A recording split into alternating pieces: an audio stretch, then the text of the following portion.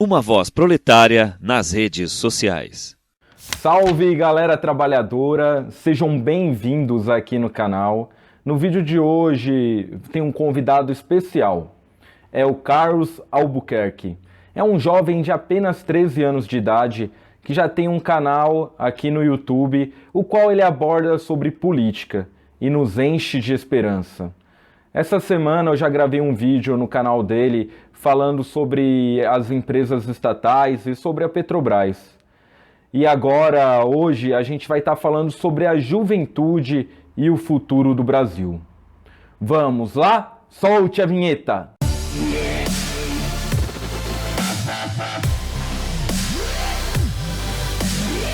Então, galera, o Carlos ele está com o objetivo de chegar a 1.000 inscritos no final desse ano. Ele já está com mais de 850 inscritos no canal dele.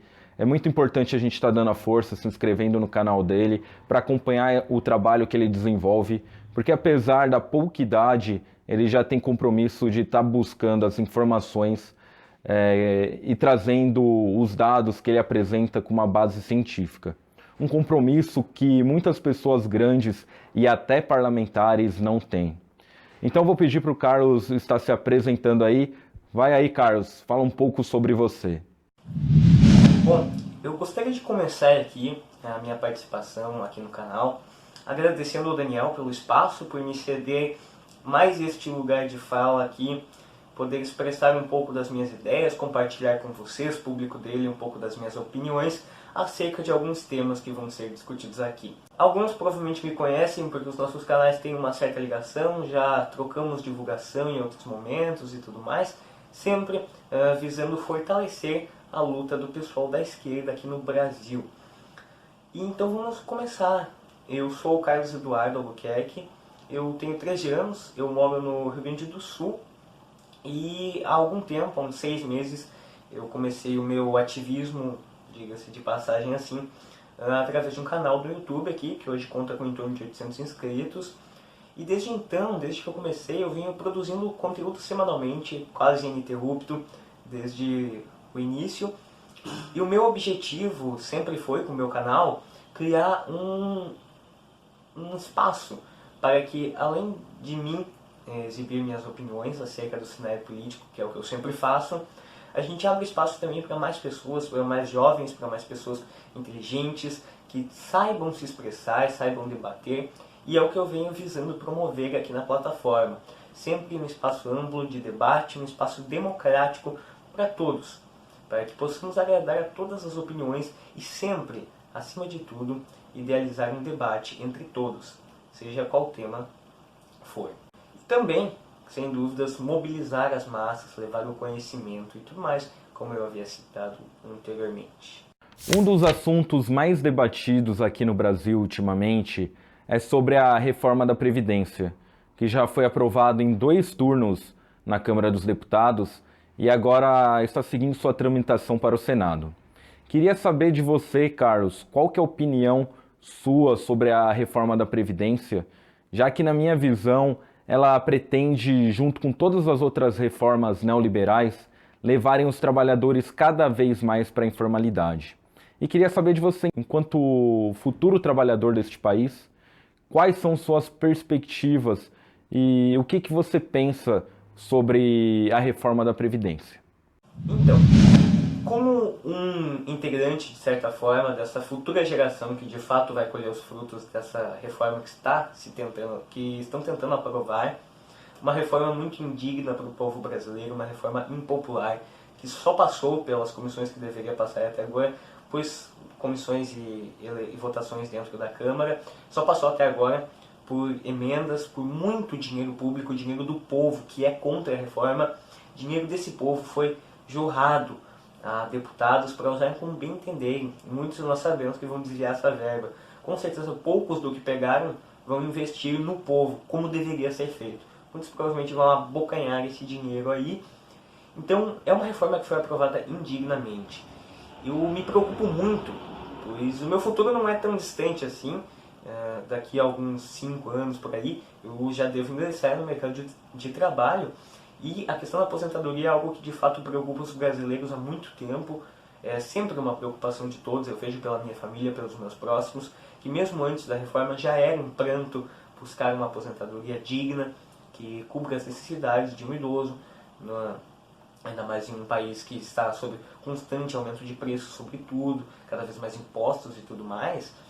Então é algo que sem dúvidas me preocupa muito e é algo que eu tento conscientizar os meus próximos, os jovens que estão próximos de mim, sobre o que vai ser do nosso futuro. Por quê? Porque muitos apoiam cegamente essas ideologias que defendem esses absurdos, como é a reforma da Previdência. Muitas vezes é por falta de conhecimento mesmo. Então, uma atividade muito importante é a gente fazer a mobilização, levar o conhecimento, democratizar o conhecimento, para que agressões à honra do povo brasileiro, como é a reforma da Previdência e algumas outras reformas que já foram encaminhadas pelo governo para o Congresso, não venham a acontecer de novo. E para a gente não deixar, aliás, que governos com essas ideias voltem ao poder no Brasil. Qualquer governo que seja contra alguma coisa, algum interesse do seu povo, ele está indo no caminho muito errado e deve ser extremamente cobrado e pressionado, coisa que não está acontecendo porque, infelizmente, as massas estão cegas ainda. É uma pena, mas essa é a realidade do nosso país hoje. E a única arma que nós temos é a informação, é a comunicação e o debate. Bom, a questão das idades é muito importante, inclusive eu fiz um vídeo no meu canal falando sobre a questão da reforma da Previdência e tudo mais, e dando um pouco da minha opinião também, mas eu acho que de fato deve haver uma reforma, porque a gente sabe que ao longo do tempo o Estatuto Previdenciário é algo que está de fato um pouco defasado, dado ao mundo que nós vivemos hoje. Nossa expectativa de vida subiu bastante e tudo mais, só que eu defenderia algo diferente. Por quê? É um ponto que eu levantei no meu canal. Cada estado brasileiro tem uma situação. Tem estados com índices de envelhecimento da população muito grande. As pessoas vivem muito mais que outros. Por exemplo, se comparar um estado do Sudeste com um do Nordeste. Existe uma disparidade muito grande entre as idades e é isso que deveria ser levado em conta. Eu defenderia no futuro próximo algo que parece que ninguém acordou ainda para pensar, que seria uma constituição, diga-se de passagem, individual para o sistema previdenciário de cada estado. Porque independente de quanto o nosso país crescer e evoluir, nós infelizmente sempre vamos ter essa disparidade. Por quê? Porque o Brasil é um país enorme. É quase impossível a gente fazer algo pontual que sirva de fato para todo o povo brasileiro. Por quê? Porque existem muitas diferenças. Uma pessoa do Sul, uma pessoa do Nordeste, do Norte, existe disparidade muito grande na forma que vive, na qualidade de vida, na expectativa de vida. Então tudo muda. E tudo deveria ser adaptado conforme as necessidades do povo brasileiro. Nós deveríamos, de fato, ter um povo soberano. Infelizmente, o todo poder emana do povo só está escrito para bonito na nossa Constituição, porque de fato não é assim. O povo é sempre a última pessoa a qual o interesse é levado em conta, infelizmente, no sistema brasileiro hoje. E já que toquei no assunto, eu acho que a gente deve dar mais liberdade aos estados, deixar que as assembleias trabalhem mais, deixar que decisões internas sejam maiores. Por quê? Porque não existe como esse sistema atual que é usado hoje, de governo federal que dita regras e leis a todo o país, não funciona. Nós sabemos que a necessidade do Acre não é igual à necessidade de São Paulo. A necessidade do Rio não é igual às necessidades do Piauí. Então você precisa ter mais independência dos estados para que possam legislar para o seu povo de fato, para o povo daquela localidade, da localidade que a jurisdição do estado abrange. Carlos, você tão jovem, já se interessa tanto por política, isso nos traz uma esperança muito grande. Eu gostaria de saber, na sua opinião, você acha que os jovens hoje se interessam por política? Além disso, você acha que os jovens de hoje se interessam mais por política do que antigamente? Bom, sem dúvida sim, a política ganhou muito espaço de debate, principalmente entre os jovens, com essas figuras pops da política, como eu costumo descrever esses fenômenos, como o Bolsonaro e outros que vieram das redes sociais, fenômenos negativos, infelizmente. Ela se tornou algo muito mais aberto, e isso devemos muito às mídias sociais, como Facebook, Twitter e tudo mais, se tornou muito mais acessível você ter o espaço para debater isso, principalmente entre os jovens que eram vozes caladas anteriormente. Infelizmente, isso se fez acerca de alguns fenômenos, como eu disse antes, negativos, que se tornaram pesos para o nosso país agora. Ou seja, os jovens discutem política, mas têm ideias deturpadas. Muitos deles não têm uma base teórica concisa, acreditam em charlatões como Olavo de Carvalho, por exemplo, idolatram mitos como o presidente, sem saber o que de fato são. Muitos defendem cegamente, sem saber o mínimo. Eu vejo isso porque eu tenho muitos amigos que defendem o pessoal bolsonarista cegamente, só que quando você indaga-os sobre essas questões, a maioria não sabe defender. Eles defendem teoricamente, mas eles não têm uma base de defesa, eles não têm uma base argumentativa para defender. Existe o debate da política entre os jovens hoje, porém é um debate deturpado, é um debate pobre, porque faltam argumentos, falta a inteligência nesse debate. E é isso que a gente tem que tentar promover, e é o que eu faço com o meu canal. Eu quero dar espaço para o jovem, eu quero que o jovem possa ter as mesmas oportunidades que eu tive de ter o conhecimento político necessário para querer debater. Só que para isso, a gente precisa de união, a gente precisa de força nas mídias sociais para superar esses charlatões que estão aí tomando a mente dos nossos jovens, em especial os brasileiros. Nós só sabemos que é um fenômeno mundial, essa questão da direita aí. Agora vamos falar um pouco, Carlos, sobre educação. Gostaria de saber quais são suas perspectivas para a educação do Brasil. Você se preocupa com a doutrinação ideológica que a direita tanto diz, a doutrinação do Paulo Freire? O futuro da educação no Brasil é algo que há muito eu já venho falando no meu canal, provavelmente desde que eu comecei, porque está sob constante ataque dos nossos atuais gestores, o que é uma pena. Mas é um caminho escuro que a gente tem a trilhar até passar por essa nuvem, esse enxame de ideias pútridas que tomaram o nosso país, tomaram o nosso sistema agora.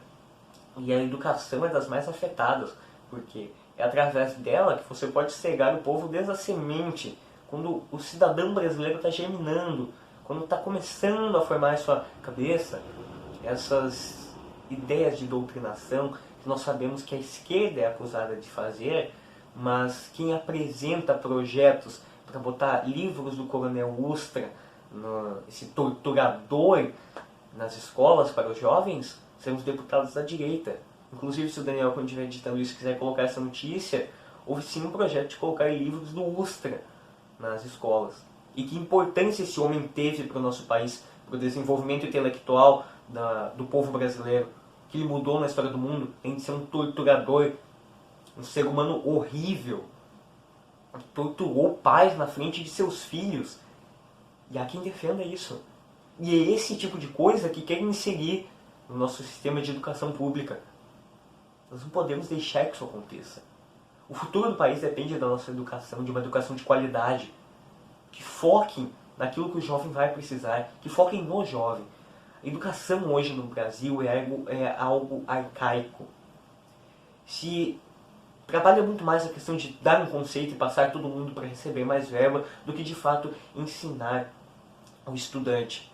Isso se estende além das fronteiras das escolas públicas e municipais. Nós sabemos que hoje a educação no Brasil é só a aprovação, é nota, é conceito. Você não valoriza o aprendizado de fato do jovem, do adolescente, da criança, do estudante. Você valoriza que ele decore algo que vai cair em uma sequência de provas gigantes para que ele apenas passe de ano sem muitas vezes aprender o básico.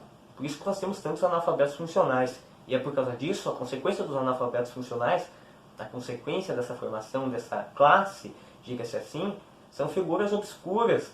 São figuras obscuras chegando ao poder.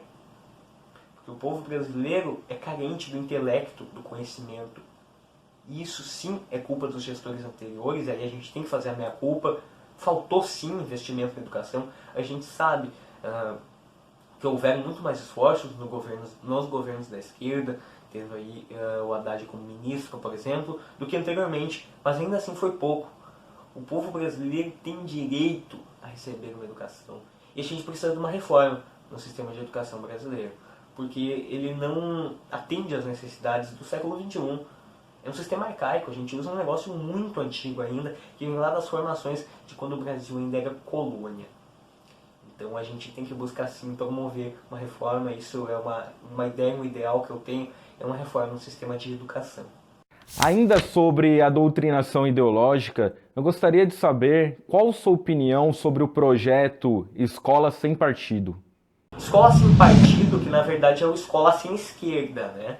Porque eles querem tirar os pensadores de um espectro para inserir os deles, acusando os outros de doutrinação ideológica, mas só quando é do outro lado.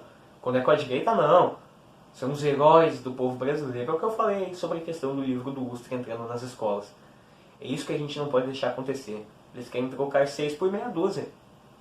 Trocamos a esquerda homogênea, que não existe, que é uma invenção desses movimentos absurdos, para tornar a direita soberana no sistema de educação. Para que se conheça aí algumas criaturas que se envolveram em teorias para o espectro da direita. Porque nós sabemos que no fundo é isso que esses movimentos defendem. E é claro, com isso vem uma precarização ainda maior do nosso ensino. Por isso nós vamos suprimir pensadores importantes para a história da humanidade por serem de esquerda. Voltando ao ponto que foi colocado na outra que eu não comentei, a questão do Paulo Freire, que muitos atacam sem nem mesmo conhecer. Não conhecem a sua importância. E o método dele devia ser muito mais levado em conta hoje na educação. Um busto na frente do Ministério da Educação não muda nada. Nós teríamos que de fato aplicar o método dele, que nós sabemos que é eficaz. E sem dúvida seria muito mais fácil, muito além da alfabetização. Seria muito mais fácil, facilitaria muito mais o aprendizado em diversas áreas. Isso é uma discussão que a gente pode trazer até para outros vídeos, porque demanda tempo e demanda mais dissertação acerca disso.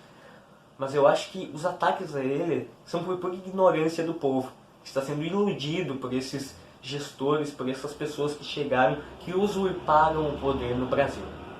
Você, Carlos, trabalhador mirim, como estudante da educação e futuro proletário do Brasil, como que você vê e analisa as perspectivas do trabalhador brasileiro? Além disso, todas as reformas neoliberais que vêm desde o governo Temer e que é reafirmada pelo Bolsonaro, que inclusive ataca as normas regulamentadoras, você não acredita que tudo isso vai precarizar ainda mais as relações de trabalho? Qual é a sua opinião sobre isso? Me preocupa muito sim, a questão do trabalho, como será a estrutura trabalhista no futuro, porque em poucos anos, em torno de 5, eu vou estar ingressando neste. E além de ter esse pensamento narcisista só para mim, eu me preocupo de fato com o povo brasileiro, com o meu povo, com meus irmãos de pátria. O que será do povo brasileiro com esses constantes ataques às questões trabalhistas, ataque ao trabalhador, aos direitos dele, essa glamorização do empresário? Nós sabemos sim da importância da iniciativa privada no país, entretanto, não dá para ficar glamorizando apenas ela, porque o trabalho sujo, trabalho pesado, é feito pelo proletário no Brasil. Ainda é, como eu disse, por mais industrializado que seja a sua produção, se precisa do trabalhador. E o trabalhador não é respeitado. O trabalhador é vilipendiado, tem seus direitos atacados constantemente. Esses governos que se dizem liberais só querem facilitar ainda mais a exploração da força de trabalho do brasileiro. Afinal, somos mais de 220 milhões, 212, 220, não me recordo agora. Sem dúvidas, para os estrangeiros, para os interesseiros, para os yankees, seria ótimo podermos explorar com mais facilidade, ainda mais do que já tem hoje. Eu acho que sim, nós devemos lutar pelos direitos do povo brasileiro, pelos direitos trabalhistas em especial, e não abaixar a cabeça, não deixar que nenhum mito queira destruir os direitos que com tanto suor, com tanta garra, foram conquistados pelo povo brasileiro, pelos verdadeiros grandes gestores desse país, pelos grandes líderes que esse país já teve, por aqueles que fizeram por nós o que esses agora têm medo por interesse dos estrangeiros. Nós temos que exaltar um pouco mais a nossa história, lembrar dos grandes líderes desse país, como Getúlio, por exemplo, sem dúvidas um dos maiores brasileiros de todos os tempos, se não o maior. É claro, foi ditador em certo período, mas depois foi eleito democraticamente prova de seu bom trabalho, de sua competência em comandar o Estado brasileiro. Embora tenha algumas tendências fascistas, nós devemos calcular os prós e os contras. E nos prós ele ganha muito, assim como tantos outros que poderíamos trazer aqui. Então fica esta a minha resposta para a indagação. Com essas reformas, em especial trabalhista, nós inevitavelmente vamos precarizar os direitos do trabalhador no Brasil. Direitos que já não eram muitos. Embora tenhamos a CLT e outras, nós ainda temos muita precariedade para o trabalhador. O trabalhador brasileiro ainda tem poucos direitos. Isso é fato. Qualquer um que tem um mínimo de senso e um trabalhador de fato que se importe consigo mesmo, que se dê o valor que deve, ele sabe disso. Ele sabe que ele tem poucos direitos, que ele não é tratado como deveria, com a importância que deveria aqui no Brasil. Então, essas reformas que tornam mais brandas as leis trabalhistas e tudo mais, sem dúvida são um ataque muito grande ao povo brasileiro, porque a gente sabe que a maioria do povo é contra, exceto aqueles que se omitem apenas para defender os ideólogos dessas ideias absurdas. Mas, todavia, nós sabemos que grande parte da população é contra. Essas são reformas impopulares e, sem dúvidas, elas jogam cada vez mais os trabalhadores para a informalidade, para trabalho autônomo e tudo mais, o que é algo bastante perigoso no futuro próximo do Brasil. Nós precisamos ter estruturas bem fundamentadas de trabalho no país se quisermos crescer. Esses entreguistas que estão no governo agora, que falam tanto em se parecer com Estados Unidos e grandes potências, o Brasil só vai ser uma grande potência o dia que der a importância necessária para o povo, para o trabalhador, que é quem faz o capital, que é quem faz o país funcionar. Então, a prioridade deve ser sempre o trabalhador. Não adianta queremos priorizar o empresário, porque o empresário depende do proletário. Então, é uma necessidade.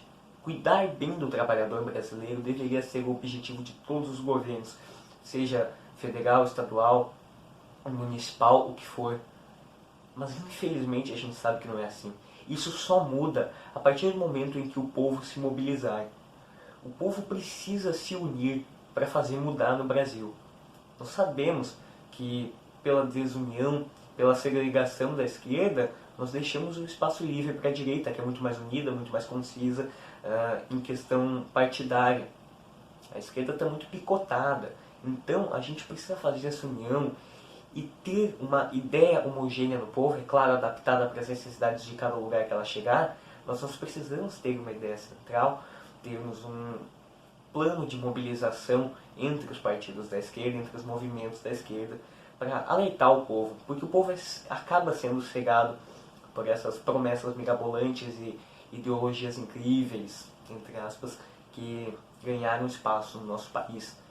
Esses entreguistas aí que dão a prioridade máxima para o empresário, sem se dar conta que ele é dependente sempre e sempre será, em todo caso, de um trabalhador. Por mais industrializada que seja a sua produção, ele sempre vai precisar de um trabalhador para alguma coisa. E esse deve ter a importância que merece no cenário brasileiro. Gostaria de saber a sua opinião sobre o processo de privatização do governo Bolsonaro e quais os reflexos que você acha que as privatizações vão trazer para o futuro do Brasil. E esse é um assunto muito complicado. Por quê? Porque estamos usurpando o patrimônio do povo brasileiro sem lhe consultar. Nós sabemos que muitos estão a favor assim como outras ideias que anteriormente eram populares, muitos estão a favor das privatizações por invenção, por essa manipulação das informações feitas pelo governo. Que vai melhorar não sei o quê. As empresas estatais, uma grande parte, têm uma importância enorme para o país e tanto no cenário nacional e internacional. São vendidas a preço de banana. Vejamos o exemplo da Vale, que foi privatizada pela FHC. Uma vergonha. É um desrespeito ao povo brasileiro. É inaceitável, é intragável uma coisa dessas. Mas é o que temos, né? E é isso. A questão é que nós devemos fazer o povo brasileiro entender que as empresas estatais são patrimônio seu. E a venda só deveria ser feita com autorização homogênea de todos, com autorização majoritária do povo, que nós sabemos que não é bem assim. Veja as grandes empresas que nós temos que estão na boca das privatizações.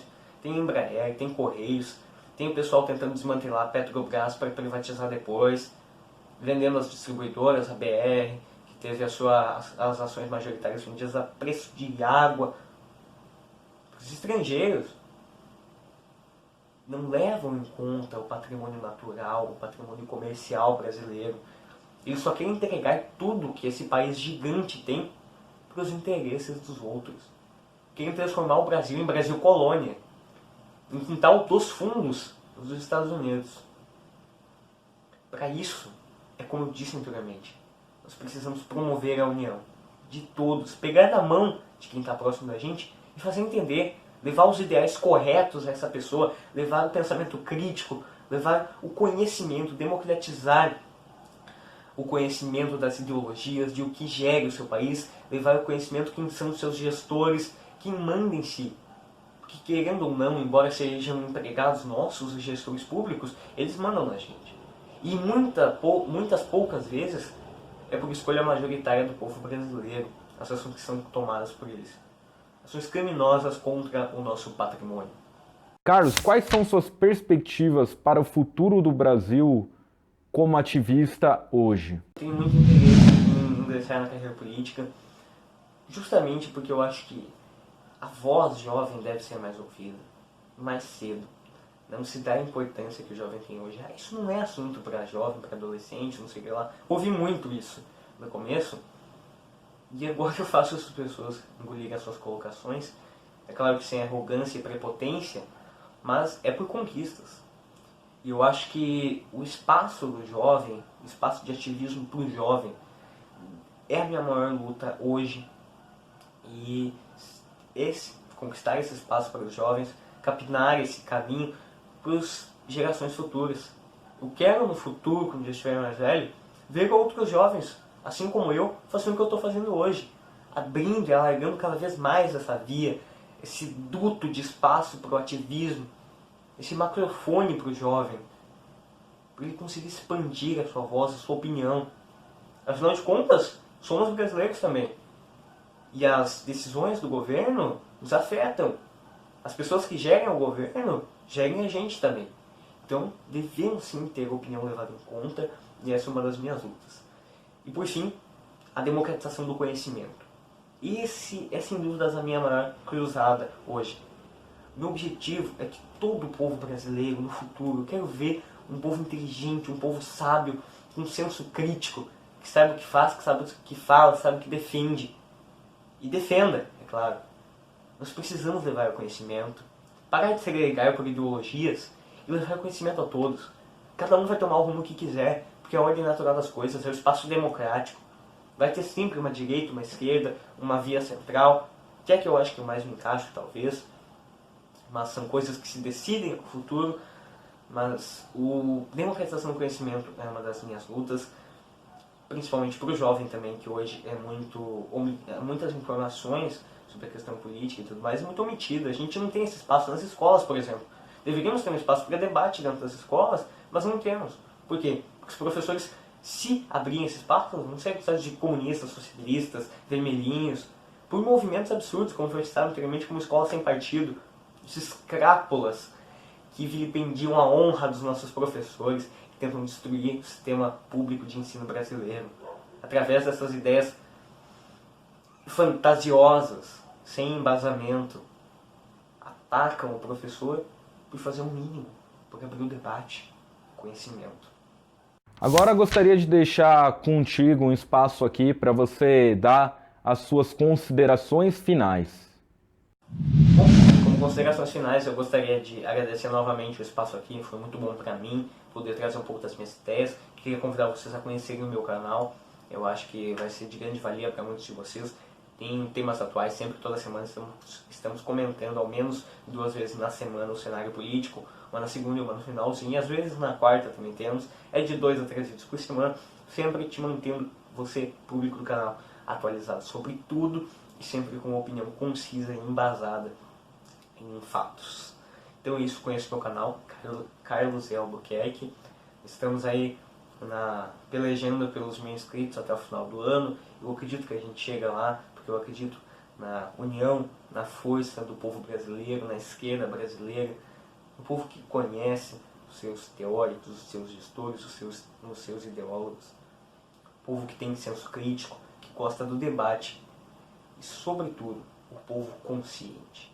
Foi uma grande satisfação trazer o Carlos aqui no canal, um jovem proletário da educação e futuro trabalhador brasileiro. É muito importante que a gente fortaleça os canais de esquerda aqui na plataforma. Inclusive, peço para vocês se inscreverem no canal dele para ir acompanhando o trabalho genial deste jovem.